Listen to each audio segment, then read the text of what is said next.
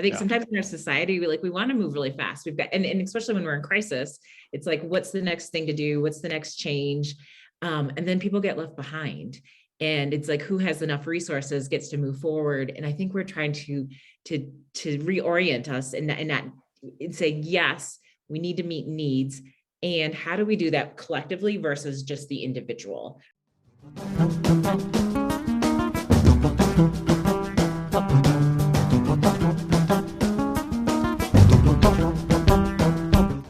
And so one of the things that I challenge myself to is to realize that the problems that are in front of me are not for me to solve. They're to solve me. They're to fix me. In other words, I can't address that problem, but how do I change so that I'm not contributing to that problem?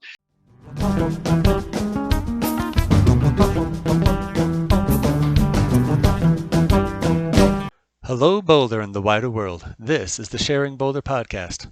My name is Philip Ogren, and for episode 20, I spoke with Ralph Frid, who is a systems engineer who volunteers his time with the BVSD District Accountability Committee as the chair of the Budget and Finance Subcommittee, and Meghan Carrier, who is the deputy director of Together Colorado, which is a nonprofit that brings faith communities together to work on issues such as immigration, healthcare, criminal justice, and affordable housing, among others.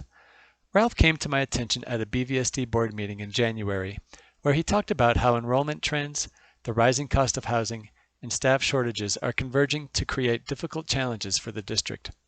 Enrollment is going down, housing costs are going up, and teachers and other staff cannot afford to live here. One bullet item in his presentation that stood out for me included the following, quote, repurposing of BVSD properties as affordable housing for BVSD employees, first responders, etc., end quote. Of course, I was eager to hear more about that. Ralph admitted that he was not a housing expert, and so he recruited Meghan to join our conversation. This was exciting for me because last year I attended Together Colorado's series on housing in Boulder County, and so I was already familiar with their great work. Ralph and Meghan proved to be great conversation partners as we explored ways that we can make Boulder a more welcoming and inclusive community. We hope you enjoyed this conversation with Ralph Frid and Meghan Carrier. Hi, Ralph and Meghan. Thank you so much for coming on the podcast. I started asking Ralph what his title was, and he gave me too long of a title. So go ahead and have each in turn introduce yourselves, please. So I'm Ralph Frid, and I am chair of the Budget and Finance Committee for the District Accountability Committee that serves Boulder Valley School District. And I've been working volunteer on that committee for probably 5 years now. And my focus is on one of the poorest schools in the school district. So that's my background and kind of how we got acquainted. Meghan? Yes, thanks for having me on. My name is Meghan Carrier. I'm the Deputy Director of Together Colorado. I've been with the organization for almost 11 years now. As a quick just note as to who Together Colorado is, we are a statewide grassroots organization that does grassroots community organizing through faith communities. We are building a faith and race solidarity movement. And really our goal across the state is to unlock the power of the people through faith-driven community organizing and really bring human dignity to the center of all our public life and work in this state. Great, thank you so much for being here today. So I wanted to tell you, Ralph, how I got connected with you. My wife is one of the representatives for the District Accountability Committee for one of the BVSD schools. And she got off this phone call back in December where she was like, hey, this guy's talking about housing in BVSD and maybe, the possibility of using BVSD properties to reimagine them as possible sites for affordable housing. I was like, whoa, that's amazing. I can't believe someone's saying that out loud. That actually works for the school district. So you actually did say it out loud. So this came up in the last BVSD board meeting, and you had it right out there. It was like, hey, we should consider. So tell me about how that came about. So this is a really interesting intersection. And the intersection looks like this. 3 years ago or 4 years ago, the school district was the absolute ideal place for people to seek work with. They had more applications than they could take.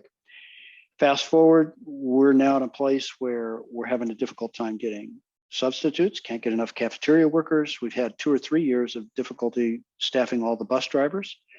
And so we have an intersection of need within the school district for people to live within the district, to be able to live local and work local. Okay. So that's been a growing need within the district. And so as we look at affordability for what you and I would call state certified teachers or certified healthcare workers, it's getting more and more difficult. Okay. And so this year we gave an interesting recommendation to the Board of Education, which was to collaborate with our other community organizations. That would be the county superintendents, city mayors, and give them the forecast of what we're going to be looking at for school closures to see, as good stewards, what would be the best utilization of that property for the needs of the community. In other words, on the west side of BVSD, the community is aging. We're having fewer and fewer elementary school students enroll each year. It's been a trend that's been here for more than a decade, and it's going to continue. And so it gives us an opportunity to look at how do we repurpose some of the resources that we have so that other segments of the community can thrive in a way that the school district benefits from the well-being of kind of this, what you and I would call an opportunity for people to live and work in one location, right? As opposed to living 40 miles away in community. So that's how this got started. And it was really the intersection of all of these different forces, both social, economic, and certainly in the area of housing the last 4 years, we have seen housing prices just literally go beyond reach for almost anyone in a community. So if we look at a resident that grew up in Lafayette or Louisville, and they went to college, they got themselves a job, maybe they're an engineer for the fire department, they can't afford to live in the city they grew up in. So that's how the intersection of need and resource kind of collided. Would you mind just summarizing what you recommended to the board, the BVSD Sure. board? So our recommendation was pretty specific in the sense of saying, bring the experts to the table, share the data that you have, and build trust in the community. And this is on 3 or 4 different dimensions. So there's certainly housing, mental health for students. That's another area that's in real need. And in that category, the American Pediatric Association was encouraging its members to start participating with schools to help them because the issues have gotten so complex. 10 years ago, the issues that school boards looked at were significantly different than the ones that we're looking at today. In other words, they were more in the educational domain. Now we're looking at mental health, social and economic factors that are in our community. Homeless students that are homeless. BVSD tracks and helps students that are homeless. This is a whole new domain. Okay, so we kind of came forth as kind of, if you will, a casual way, the conscience of the education group, saying, hey, with things getting as complex as it is, it would really benefit the board to have a panel of experts in each of these different domains help it with looking at the decision-making process and what to consider in making those decisions, because now they've gotten far-reaching. Well, so the thing that I kind of zeroed in on was this one bullet item that was like, hey, let's think about repurposing some of the properties at BVSD for potential sites for housing. But I think what you're saying is it's more broad than that. It's more like, let's get some experts together that can speak to the whole issue of housing more generally, rather than like, let's start some projects here or there. Absolutely, and do it with some precision. And let me give you a little background here. So I provide a place of residence for one BVSD employee, and that place of residence is provided to them at about $1,000 a month under market rates, so that they can actually have a decent place for their family to live and work in our community. Okay, and I got involved with doing that because I got so frustrated with trying to help this family out. And they're even with my resources to try and help them find a place to rent, it was just beyond their means. And Meghan can give us lots more information on this. And so that's how kind of I got my feet into the water, and then I learned a little more. And then when we got to the place that we're at today, where we're saying, I would venture to say on any given school day that we have in the current school year, there's probably not a school in the district that doesn't have a teacher shortage, meaning they have a teacher that's absent and they don't have a substitute to put in the classroom.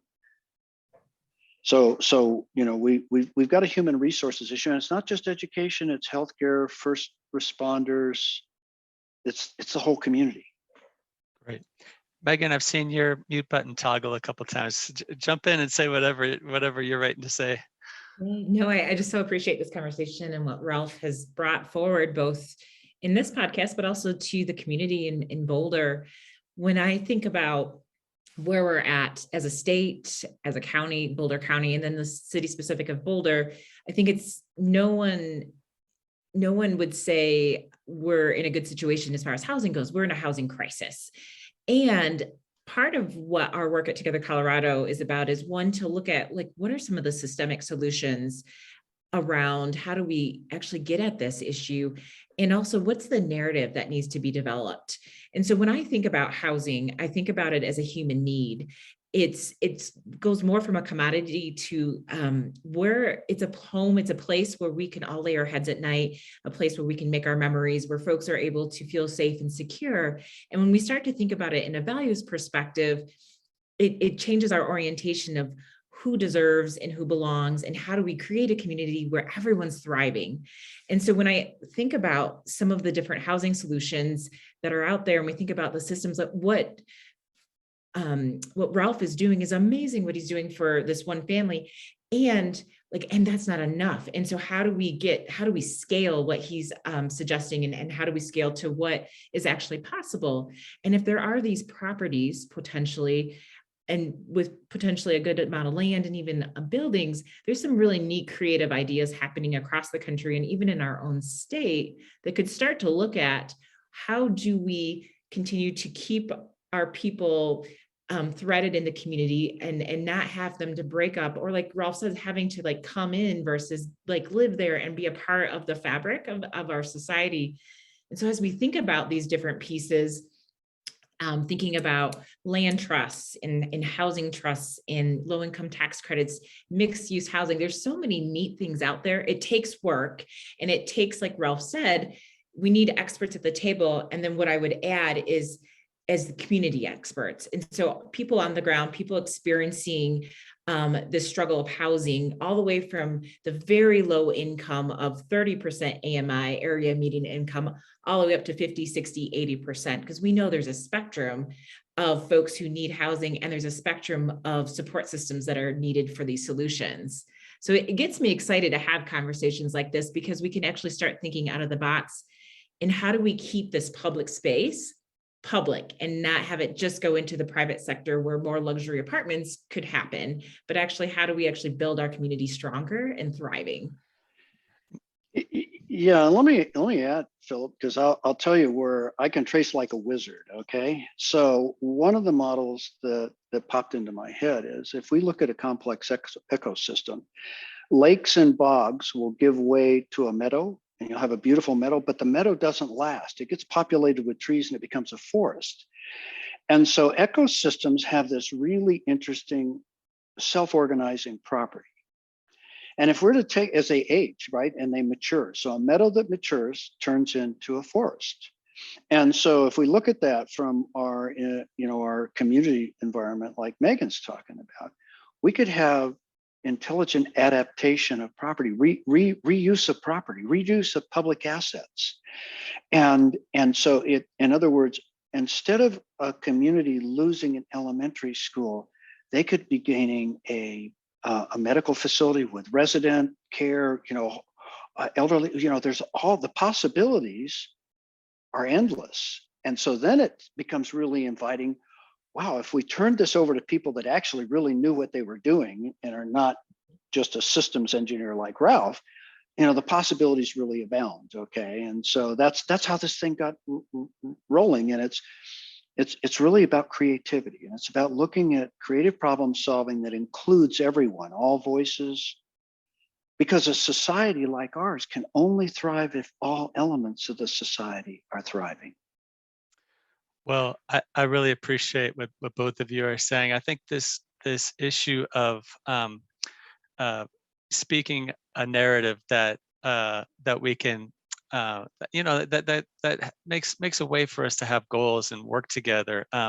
It's so difficult in this domain of housing because people have such a variety of negative emotions. People feel like I can't afford housing, and people who have housing feel like I don't want anything to change in my neighborhood. And there's just the ability to articulate a narrative that has a positive vision, like using the ecosystem metaphor, I think is beautiful because it is such a nice way to give a positive and realistic way of framing a very, very complex problem.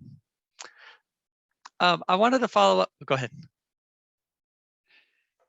And I think what you're touching on here, so there's a book written by Frank Wilczek, great quantum physicist, and he talks about the abundance that we have, and we get distracted by our opinion of scarcity when in fact we have a lot more than we really think about if we can look beyond it. Okay, so it gets about, gets to this really interesting, can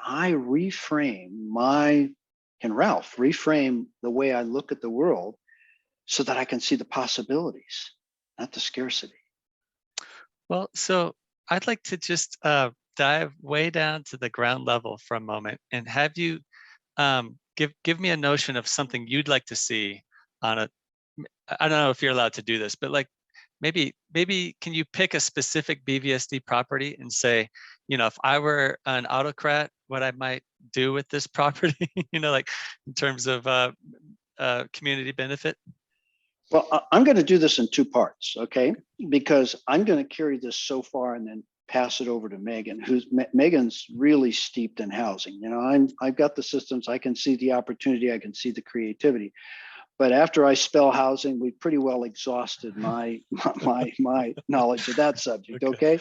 So where I'll go with this is there's a number of properties on the west side that are elementary schools. And if we look at the long-term data, and I'll say 12 years, now that looks like eternity here, but there's going to be a cadence of when we're going to need not just one property, but we could have every other year be looking at closing a different property. Now, what property you and I might choose if we were just looking at it from the needs of the children might be, we might decide, well, hey, we should be really closing Flatirons Elementary. But if we looked at it, the needs of the community, we say, hey, maybe we should really keep Flatirons, and because this other property has so much more land that's associated with it, or it's in a better location for a high density housing. And by the way, we could put a medical facility by it, or those kinds of things. So in terms of looking at predominantly what the need is first is the elementary schools.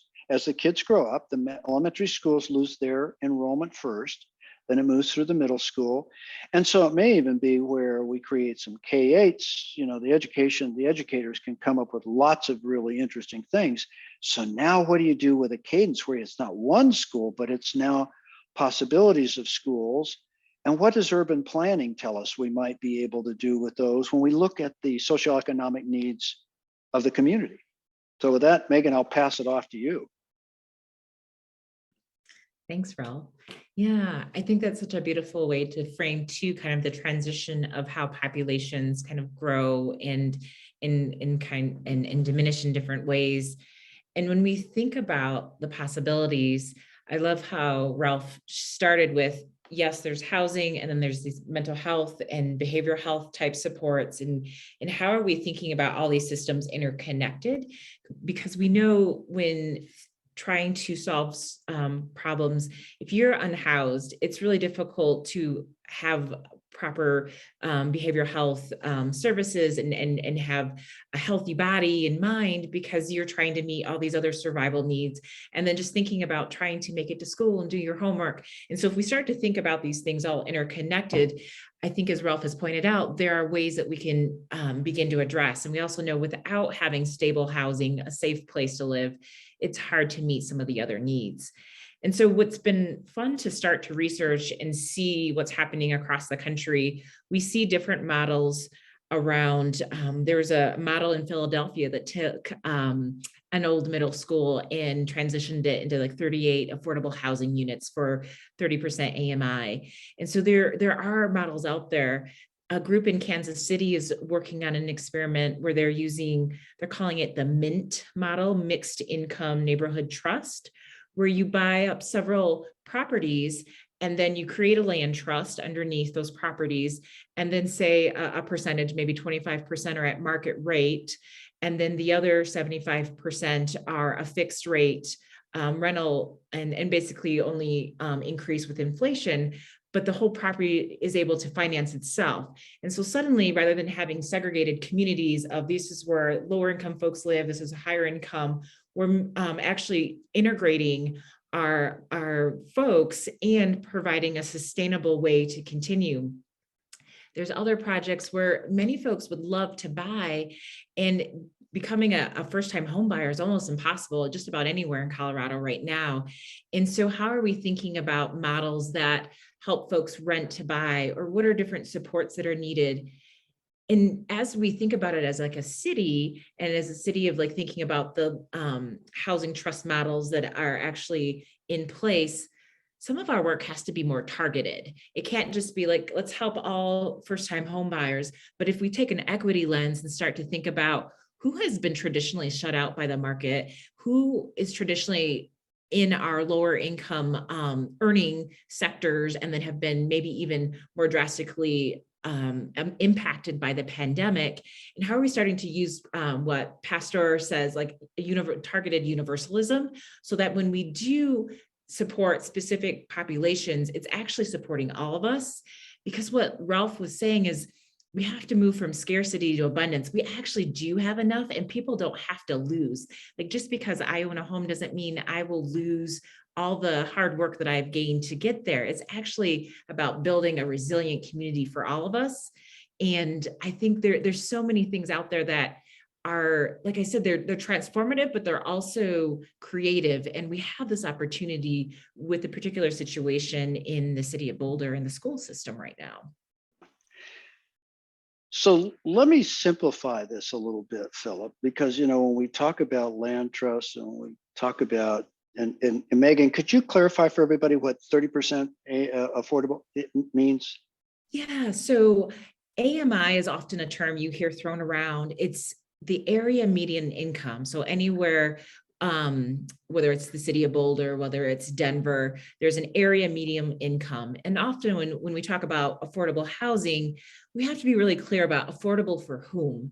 And so sometimes it could be 80% AMI. So whatever that average area median income is, 80% of that is for people who qualify.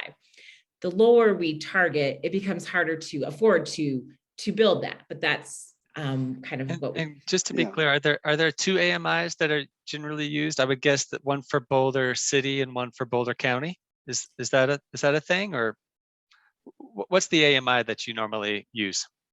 I think it depends on what city you're looking at. So like Lafayette, Louisville would be very different than the city of Boulder. I see. So let me get to a really interesting kind of simplify the conundrum here, Philip. And when we talk about abundance, recently there was an article, a lovely article written in the Daily Camera about now's the time to go all electric for housing, right? And there's all these efficient appliances. And I wrote the author of the article, and said it may be just a little bit premature because Colorado still in the month of November generated 36% of its electricity on coal. Now, coal's not bad. And as we're adding a lot of electric vehicles into the domain of power demand, we want to balance this need for moving from coal to more environmentally friendly with the needs of the community, right? You don't want to just necessarily go out and start shutting off coal plants, right? And housing works very similarly, except it's a little more convoluted. In other words, in the power system, everybody generates and puts it on the grid. In other words, when you turn your light switch on in your home, you really don't know where that power got generated from, right? Because everybody generates and puts on the grid. We all pull off the grid. If we could look at housing within a community or resources, whether they're healthcare, whether we're talking about food resources, the well-being of our community members, and we look at them as kind of that network of resources so that we can meet some of the needs in all of the economic brackets, whether it's 30% AMI or it's 60%, because here's the really interesting thing. 4 years ago, what you and I would have called affordable might have been, hey, we just need some housing for 60% AMI or 70% AMI. But because housing has jumped so much, if we're going to look at making housing available for, like I said, an engineer that's a specialist with the fire department, they're a hydrologist, they run the engine, the pressures, flows, all that, very specialized people. We might be talking 30-40% AMI, and we want them in our community. Yeah, right? absolutely. You do not want to be trying to put out a fire without having an engineer at the pump. That's right. At the engine that generates all the pump. And so it's a moving target and it's flow. And if we can get into the dialogue, I think that's the first step. Get into the dialogue. So what do our first responders say? What are the needs of the community? What are the needs? Boy, I'll tell you, if we were going to sit down and listen to a group of nurses tell us what they really need, I'm certain we would get an earful. I keep expecting you to say a group of teachers or paras or administrative staff. Them as well. Yeah. Absolutely. Well, and let's think about it for a second. If we're going to get a substitute to go into an elementary school in Boulder, odds are that substitute doesn't live within the city of Boulder. How do we make that available to them, right? And by the way, we're not the first community that faced this. So I worked for a telecommunication company that provided services in an area for which none of our field techs actually lived within the footprint of the property. And we looked at purchasing property so that when they were on call and they were having to service the area, they had places that they could spend the night. So they weren't driving 40 miles both ways, right?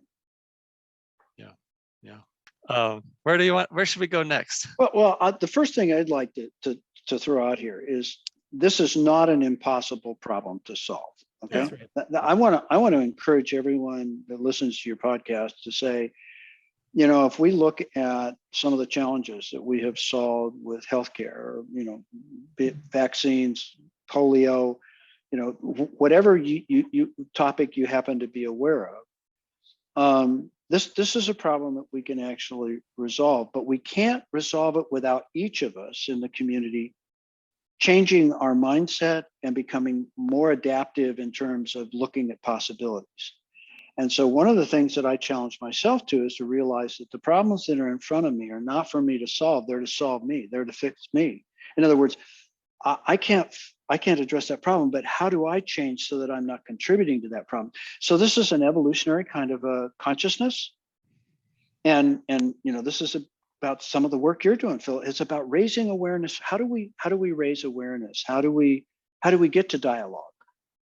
Yeah, and I would add to that, I love that. And I would add, as a community organizer, it's about going deep into our communities and having those conversations. And part of it is building relationship, right? Across sector, across race, across who is my neighbor? Who do I want to be my neighbor? And part of Organizing 101 says, power is in the relationship. We always talk about how do we build power? We say it's organized people, organized money, organized ideas. And here, when we're starting to organize our community and think about what's the community I want? We start with the world as it is, and then we want to move, how do we get to the world as it should be, the beloved community where we want to go? And we can't do that without being in right relationship and really understanding, where are you coming from, Ralph?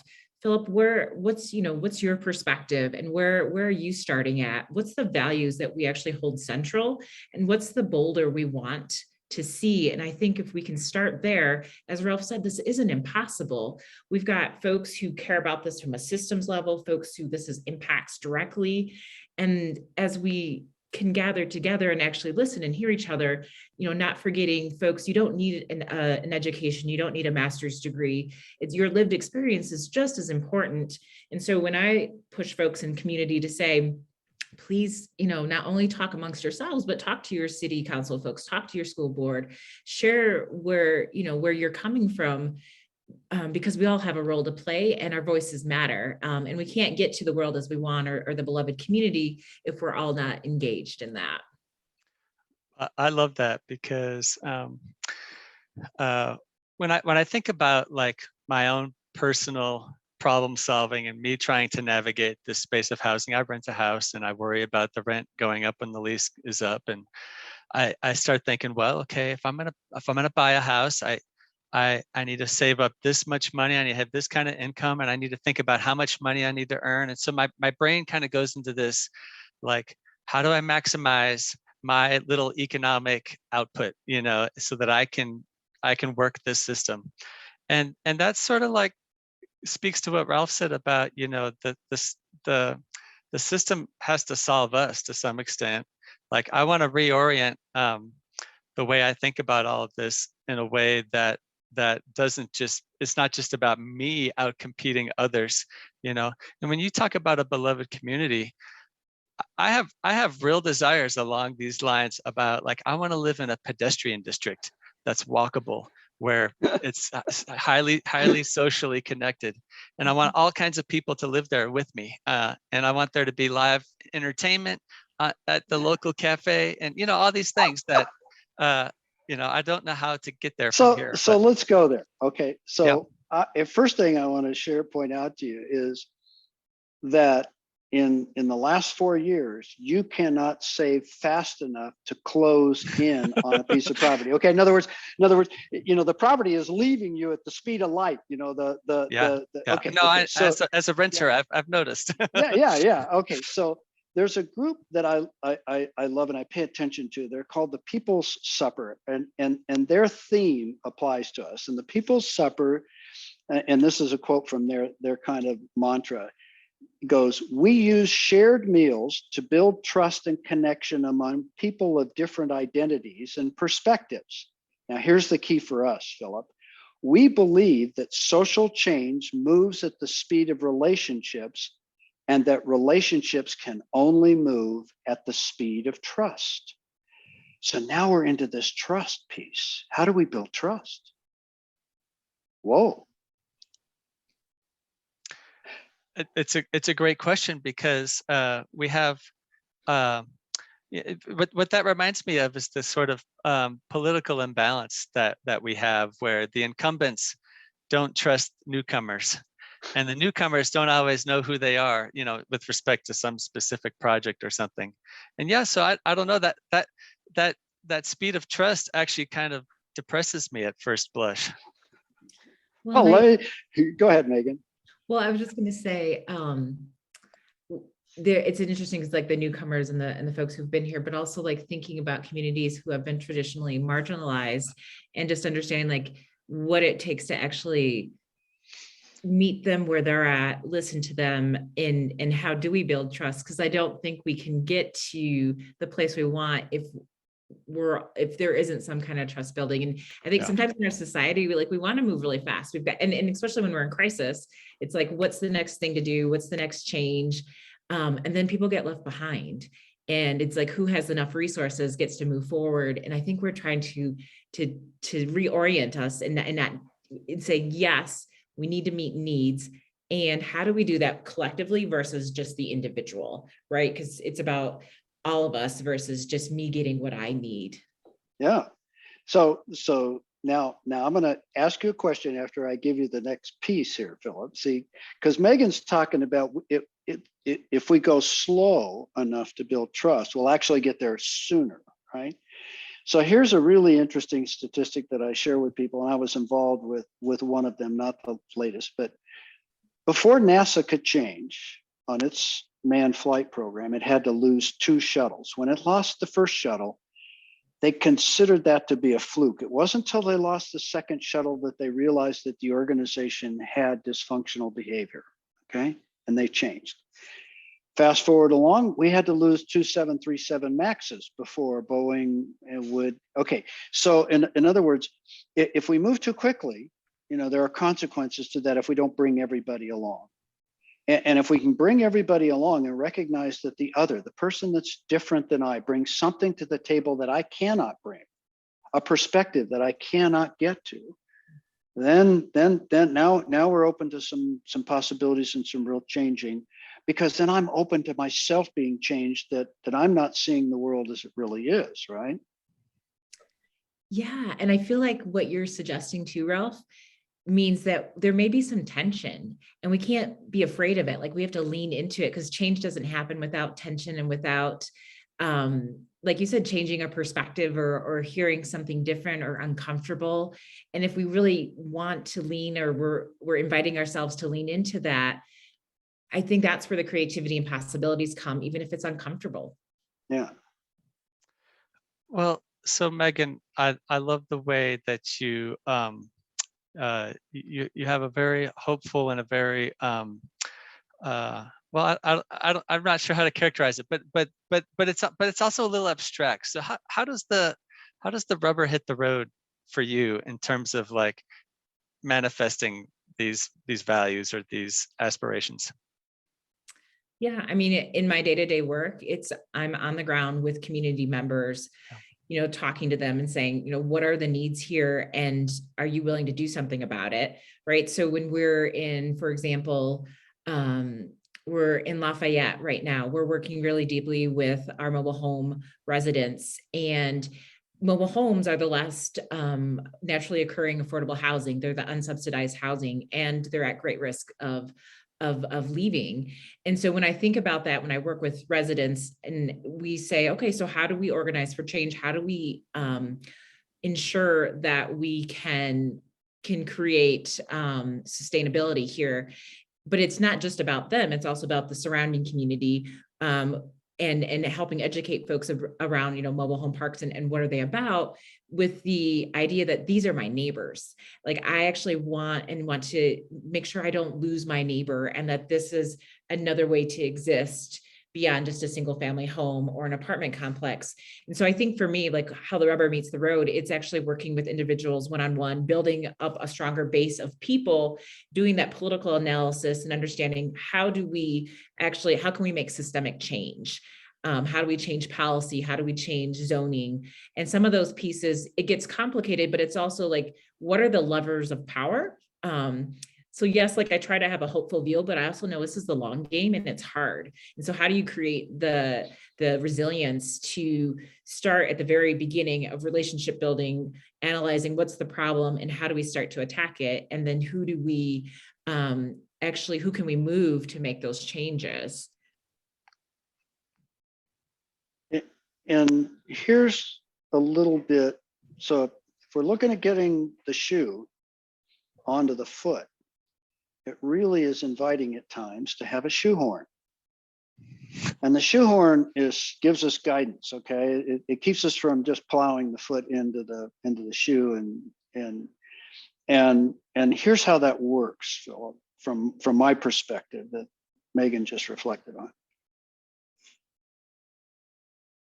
Until we recognize that we as members of our community are somewhat at risk, until we make this a safe place for everybody, the change is really pretty hard. Meaning, I talked to a lady who at the Louisville Rec Center, that's where I work out, who said she thought her house was the safest house in the entire community. They were 100 yards from the fire station and about 300 yards from the police station. And she said, my house burned to the ground. It was a false safety that she said, I had no idea, right? And I just serve that up as an example, because a lot of the times we especially in communities of privilege, we feel safe within the abutment of the institutions that are around us, okay? And one of the interesting aspects about education is that education systems, school districts, work really well when they are less segregated. There's a bunch of research that was done out of Stanford and a couple of other really spent a lot of time on it, and they concluded that the more integrated and more interaction there was across race and different classes of people, the healthier and the more mature and the more academic advancement that you got across the whole district. So if we subscribe to that, then we first of all got to recognize the school district can't solve that problem, right? Because it's where kids live, right, and where their parents choose to live, and how do we bus kids, and where do children go to school? And so once it becomes a collective, and we realize that the collective has greater value than the individual, then that now there's the possibility for change. Now there's the possibility for trust, awareness, enculturation. When I think about feeling safe in my home, there's kind of two themes that surface. One is the community I live in resilient, and and that comes from all kinds of places. Is there the kinds of people that do you have the engineer for the end of the for the hydraulics or whatever? Do you have all kinds of people that give perspective and whatnot? So I think a diverse community is really important for resilience. And then there's this other aspect of like security. Am I going to live in a gated community and build up walls and to keep out the thugs and the thieves? There's kind of that way of looking at safety. And I just feel like Boulder. I live in the city of Boulder. I know we're kind of talking more generally Boulder County today, but I just feel like Boulder's really at a place where if it doesn't embrace diversity and resilience, it's going to pivot hard towards security, and I just dread that for my city. I don't know if that resonates with you at all, but yeah, I mean, and my question is security for whom, right? Yeah, right. Like, Well, but as a white person, my definition of security is very different for a person of color, for an immigrant person, and I think what we can often do is, like you said, you can have your metaphorical or your real walls that you're building up, and really the invitation I feel like here today is, how do we not lean in that way and actually say, I want to be part of this conversation. It's tough when I hear about my school closing, and I know my community is hurting in other ways. How do we come together and say, could there be a repurposing? Could there be a way that folks can actually live here and thrive here? Is there a way that we can connect services to housing? And I think we're at this it's an important moment for the County of Boulder. Like, which way do we want to go? How do we want to be defined? Is it a community that builds walls metaphorically or real to keep people out, whoever that is? Or do we want to say, actually, we want to redefine who my neighbor is? Absolutely.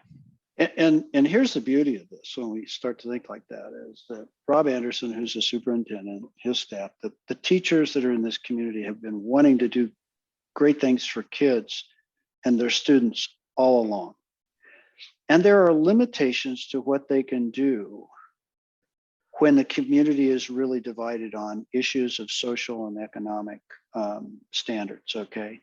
Just look at it when we went through the recommendation 2 years ago to replace SROs with people that have mental health and trauma-informed kind of guidance to help kids along. That was a dialogue that took a while for the community to really come to grips with. And there's still some people that say, well, why did we do that? And if you don't understand all of the aspects of being a minority student, feeling vulnerable around uniform officers, it doesn't carry the same meaning. And so, these are the kinds of dialogues that I think can bring us together. I feel like the kind of community that I want to live in is a sort of irresistible draw that once we get it started, it'll build on itself, and people will want to participate, and people minds will be open. There's an aspect of it where it's like, you don't know that you want the iPhone until you see it in your hand. And so I want to build some neighborhoods, some pilots perhaps, or like repurpose some school properties and show how beautiful that they can be, and the kind of community that organically develops from that. And then show people that, hey, the kind of resilient communities that we're talking about that are beloved are irresistible, and we need more of them and more of that. So I'll give you a really interesting dichotomy.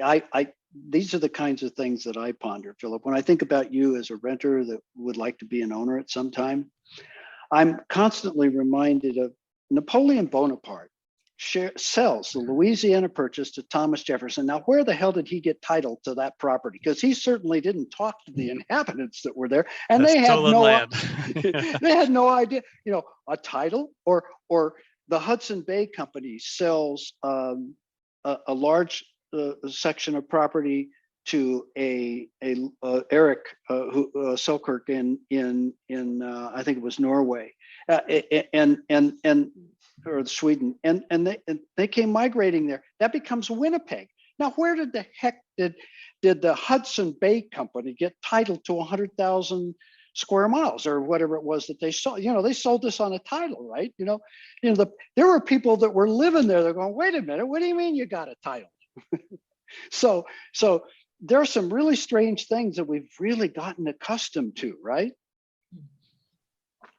Yeah, so you're saying about like my notion of wanting my own little title of my own little quarter acre of Boulder County. That's kind of what you're is the message to me sort of like no, why should I have title? Why should I have a title?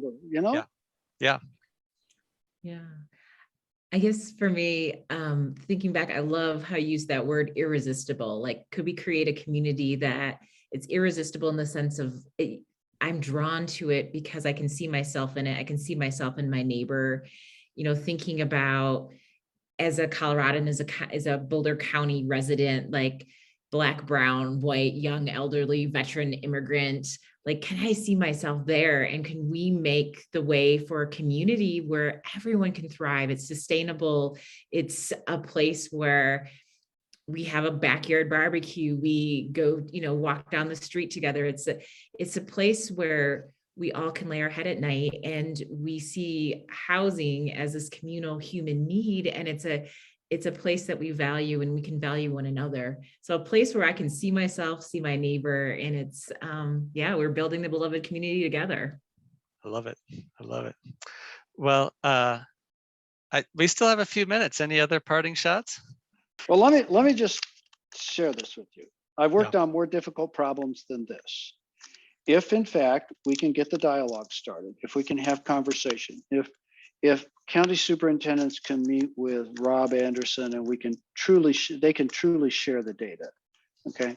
So that the people that are in the know, that have the expertise, the Meghan Carriers, the Together Colorados, the county supervisors, the whole, the healthcare, the first responder, if they could get together, wouldn't it be interesting to be a fly in that room?